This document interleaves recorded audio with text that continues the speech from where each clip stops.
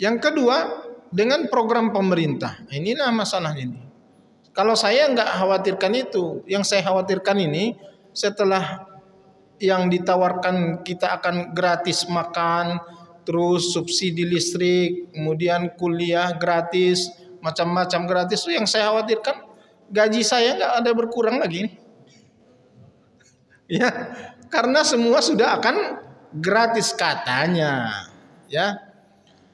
Tapi terkait dengan program pemerintah itu, tidak semua pendapatan negara itu adalah pendapatan yang haram. Asumsinya sekarang berapa persen yang diturunkan untuk gizi-gizi ini? Berapa persen? Tidak lebih dari 5% kan? Tidak lebih dari 5% dari APBN itu Pak. Bahkan mungkin cuma 1%. Nah, asumsi pendapatan negara itu tidak semua haram. Kalau kita ngaji di Salafi, semua pendapatan pajak itu haram. Ya. Tapi kalau kita kaji lebih dalam, ulama-ulama seperti Abu Yusuf dulu bahkan ada kitabnya itu Al-Kharaj, itu terkait dengan pajak. Penetapan pajak yang adil terhadap masyarakat dan rakyat itu dibolehkan dalam Islam.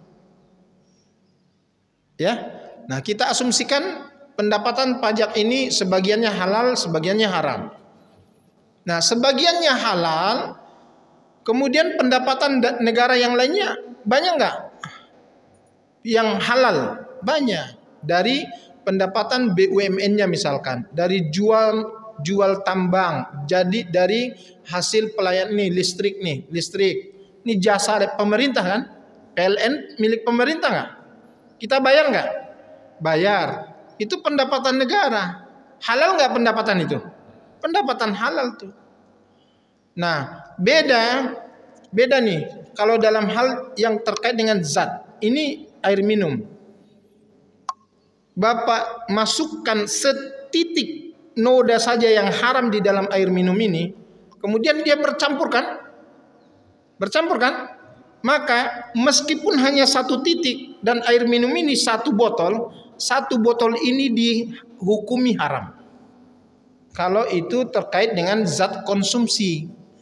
Idza talatal halal wal haram ghulibal haram. Kalau dalam hal zat konsumsi bercampur yang halal dengan yang haram, maka yang menang hukumnya itu adalah yang haram. Meskipun yang banyak zatnya adalah yang halal. Dinyatakan semuanya menjadi haram. Ya, sama dengan misalkan kuali dipakai goreng babi. Udah selesai itu babinya. Udah dicuci. Terus kita pakai untuk goreng ikan atau ayam yang halal tadi. Ikannya jadi haram atau halal? Kalau belum disamak, kalau belum dia disucikan tuh kuali, lalu dipakai untuk menggoreng yang halal itu kemudian jadi haram. Itu dalam perkara zat. Tapi kalau dalam perkara uang itu nominal Pak. Kalau dia nominal itu artinya jumlah. Menyikapi perkara haram dalam jumlah atau dalam nominal bukan menyimpulkan keseluruhannya itu menjadi haram. Tetapi ulama sudah membuat kaidah tafriqul halal an haram. Saya kasih ilustrasi, misalkan pendapatan bulanan saya 20 juta misalkan. Jangan Bapak anggap itu benaran ya. Anggap saja itu enggak benar. 20 juta. 5 juta itu hasil nipu-nipu. 15 juta hasil kerja saya yang benar-benar, gaji saya dan pendapatan halal saya. Jelas 20 juta di rekening saya, 5 juta haram, 15 juta halal. Yang 5 juta ini berbentuk atau enggak Pak?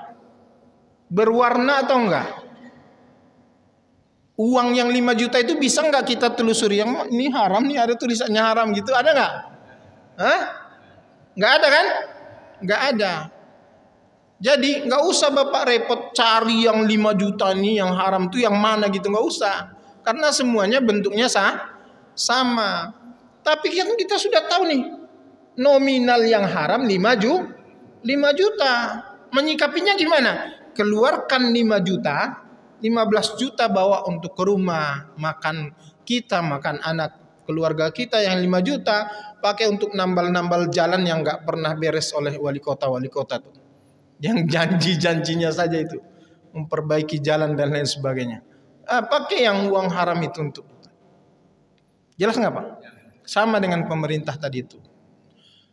Jadi asumsinya 1% yang dianggarkan untuk makanan gratis dan bergizi itu adalah bersumber dari yang halal. Maka kita sebagai masyarakat yang disuguhi tinggal terima dan makanlah, karena sesungguhnya itu halal.